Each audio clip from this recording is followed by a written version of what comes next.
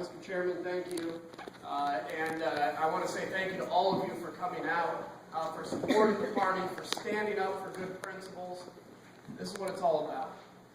I want you, for a moment, if you will, to imagine a time when liberty is being assaulted, to imagine a time when you just want freedom, when this idea of a big imposing government is coming in and taking away your ability to just live your life. I want you to think about that time. That's what we were facing. That's what our nation was facing. The day a group of men got together and they decided that they didn't want to live under that anymore. They decided that they wanted to have the freedom of religion. They wanted to have the freedom to say what they wanted to say. They wanted to have the freedom to be who they wanted to be. And they signed this little document that we know today as the Declaration of Independence.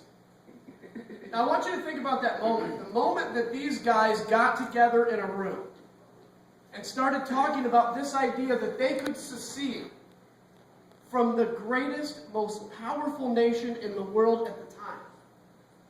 Now think about this too. Among their villages that they lived in, half of their neighbors didn't agree with them. Half of their neighbors said, no, we want to be loyal to Great Britain, to the crown. But these guys got together and they had a vision for the future of what they would call eventually the United States of America. And they signed on the parchment that we were going to secede from Britain and be our own independent nation. Now, I've got to tell you something. I personally believe that every one of those men that signed that Declaration of Independence believed that they would die. I really believe that every single one of those people that signed that believed that they would no longer be here at some point, because this idea of a free America is a noble idea, but the reality is maybe they're sparking something that can catch fire in 50 years or in 100 years as this grows. You think about those first Americans and what they did and what the nation became and where we are today. Now I want you to think of a time and a gentleman who lived not far from here, who made the decision that he wanted to be President of the United States despite a litany of times in the past. We all know the stories, where he's tried to go into public service or try to succeed in a venture and he failed. But he had in his mind a vision to lead this great country. And I'm going to tell you, though he knew the difficulty, I don't think Abraham Lincoln had any idea that he would be assuming office at a time when the great union, the United States of America, was about to be split into. He did, though. This idea that a whole race of people need maintained in slavery, and then this idea that, you know what, America may be better off as two different sections. And I'll tell you what, the easiest decision for Abraham Lincoln would have been to go to the office, to get sworn into the presidency and say, let's enter negotiations and figure out how to let the Confederate States of America exist on their own. You know what? This American experiment that was started 100 years ago, it was great while it lasted, but it's time to move on. It's just not going to work. But he didn't do that. He decided that America was such a powerful and amazing country and a great experiment that he made the most difficult decision that I think any president has ever made, and Lord willing will ever make in the future. He made the decision that this great union will be preserved. And it cost 500,000 Americans their life. In fact, at the Battle of Gettysburg alone, in just a few days, more men were lost at the Battle of Gettysburg than in years of Vietnam. Think about that. Think about the times our nation went through. I'm sure many of you in here have been to the Abraham Lincoln Museum in Springfield. If you haven't, go. But one of the things that sticks out to me the most is when you walk into that museum and you see on a wall a picture of Abraham Lincoln from the beginning of when he took office, and a picture every year until his last picture before he was assassinated. And you know what sticks out to me? Is the fact that Abraham Lincoln, when he took office, looked like a young, vigorous guy who was ready to take on the world. And as you go down from picture to picture, You see a man where age comes into his face beyond just the next year. A man where you see the stress weighing down on him. To the point where at the last picture, the person pointed out to me and said, look, if you look closely, it actually looks like he has a lazy eye because he's so tired. He lost his son while he was in the White House. He got reports every day about men that were killed in battle, about battles won and battles lost, and the idea that this war, which is supposed to last a few months, is dragging on years and years. He fired generals. He hired generals. And he never got to see the fruition to the full end. Sure, it was over. But he never got to see what a truly United States of America looked like. That's who we're celebrating today. We're celebrating the legend of somebody who saw a great United States and made the decision that it is worthy to sacrifice everything than to bow at the knee of failure. How amazing is that message? Look at where we've come as a nation since even the Civil War. We had a generation that responded to multiple wars in between, that responded to World War I, that built factories, that made the greatest industrial revolution in this country. Those that stood up and said people have rights too. Those that went off to World War II. I think of my grandfather. My grandfather passed away in 2003. But he was in Germany and faced down the Nazis. And my tough grandfather, who was a man's man, farmed in Iroquois County and Ford County. And I asked him, Grandpa, tell me about the war. And he finally, the year before he died, told me at Thanksgiving he wants to try to talk about it. And as he began to talk, he froze up, and tears flooded from his face, and he couldn't discuss the war. Did he give his life? No, but he gave something inside for the defense of his country. You think of the generation that went to Korea, the forgotten war. You think of those that went to Vietnam, that were drafted, that volunteered, that came home, and in many cases were not appreciated for what they did, but they did it anyway. And now you look at my generation of people, the young people I have fought with, that have stood up and said, we will stand against terrorism. We will not allow ourselves to be attacked in New York City. We will not allow America to be attacked again. And they went to Afghanistan. They continue to go. They went to Iraq. And they stood up for freedom. You know, most of these young men that are signing and women that are signing on the dotted line today, do you realize they were 8 years old when 9/11 happened? But every one of them signed on the dotted line with the knowledge that America is a fragile democracy that must be defended, that has to take blood, that has to take treasure and effort in order to continue to exist. Now let's get away from that for a moment. Let's think about where we are today. We're a nation that's over $15 trillion in debt.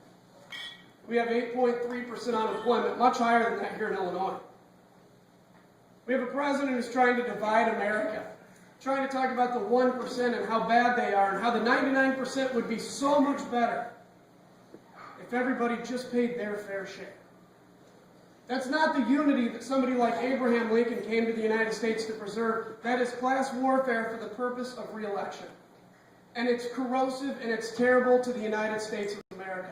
And we must, as a party, stand against that kind of rhetoric, whether it's coming from Democrats or whether it's coming from within our own party. Capitalism has made us who we are today. Where excesses of capitalism and abuse exist, it is a responsibility to come in and ensure that doesn't happen. But it is not the job to come in and throw the system out. So look at where we are.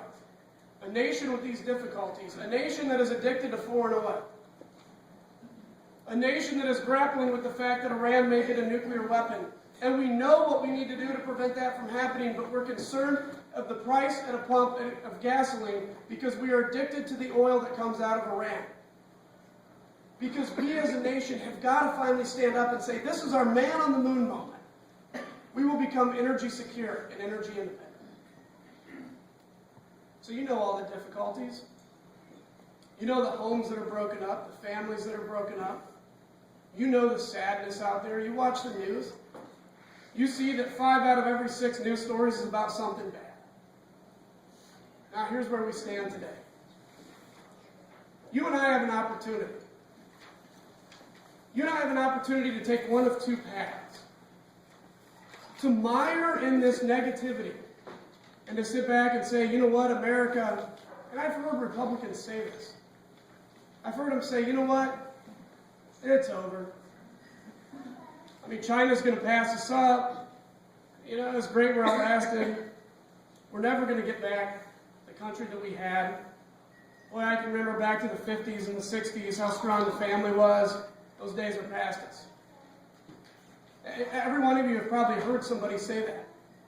And everyone in here has probably felt that at some point, has had that flirt of a thought come by to say, is this the end? But if my grandfather was standing here in front of you today, if theoretically Abraham Lincoln could stand in front of us today, if Ronald Reagan could, if Michael Monsoor, who jumped on a grenade as a Navy SEAL to protect his fellow Navy SEALs in Afghanistan, could stand before you today and listen to anybody that said to them, America, we just have to give up on it. Every one of those people would smile and they would say, I never gave up on America. You don't have a right to give up on America.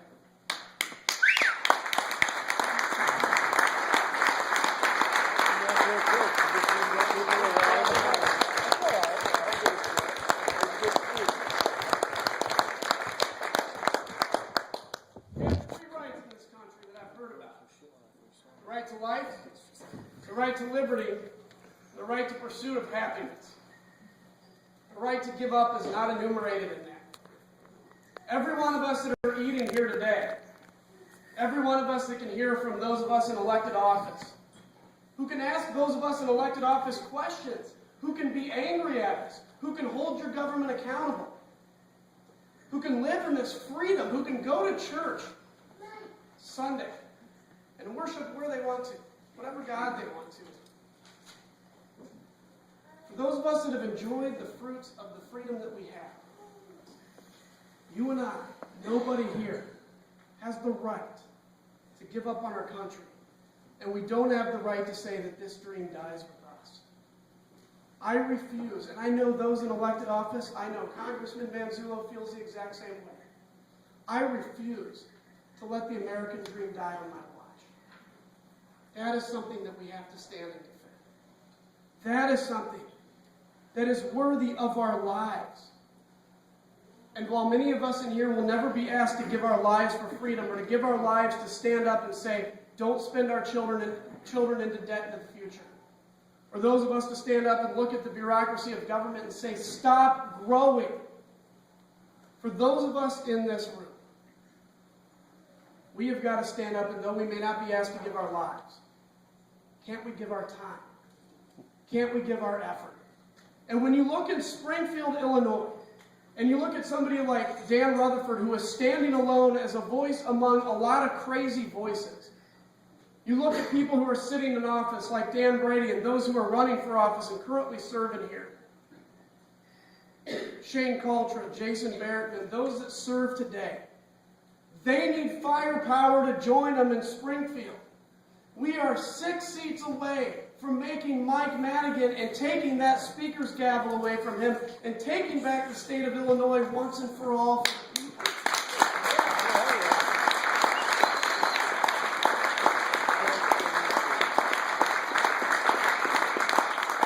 And in 2014, we will get a new governor in the state of Illinois. Yes.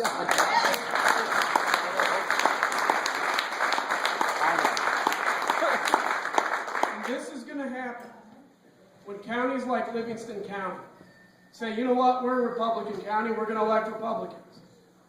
But you know what, it doesn't end at that. You can have all the Republican countywide elected officials you can handle. You can have all the Republican county board members you can handle. But Cook County is going to be sending all the Democrat votes to maintain the status quo of Quinn and the Chicago Machine and Mike Madigan. And we need Livingston County to turn out people that have never pulled a ballot before to turn out and stop the Chicago Machine from infiltrating down here.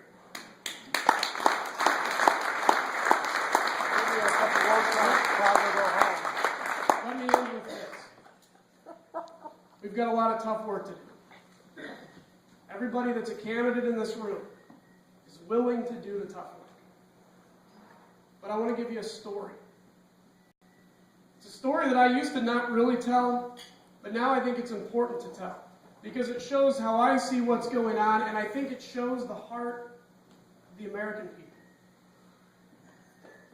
In Morris, Illinois, where I now represent, I gave a gentleman a Purple Heart for his first injury in Iraq. I said first injury, not for just his injury. He went back to Iraq and was injured again.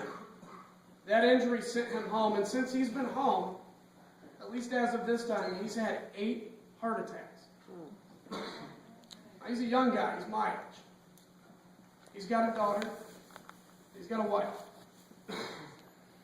He was a sniper in Iraq, and I asked him, I began to talk to him and talk about my experience in the military, and I said, hey, let me ask you something. What's going on? What's going through your mind right now?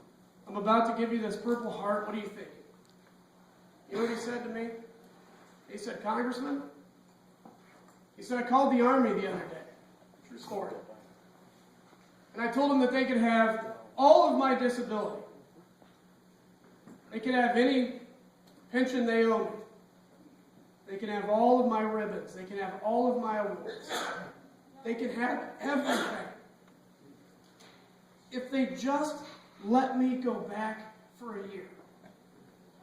If they just let me go back for a year. You know why? Because his brothers and sisters were still in Iraq. He didn't want to leave them there. He felt like he should be back.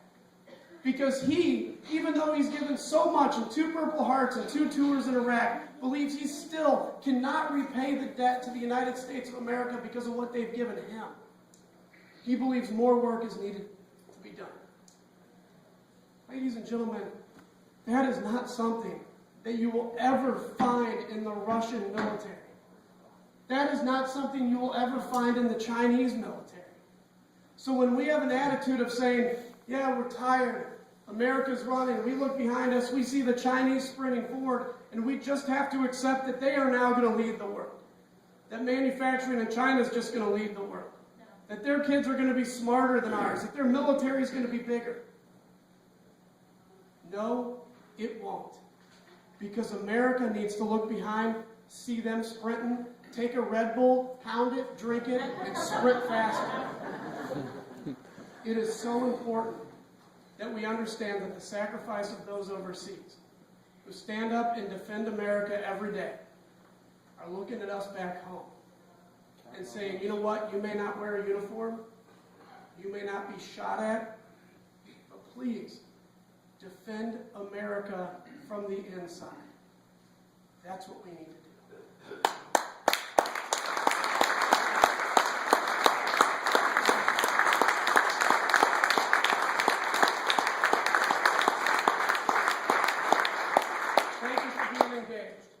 Thank you for being involved. On March 21st, we are a party absolutely united under one cause. When we get a presidential candidate, we are a party absolutely united under that presidential candidate, and we will stand together and we will take our country back. God bless you and have a good day.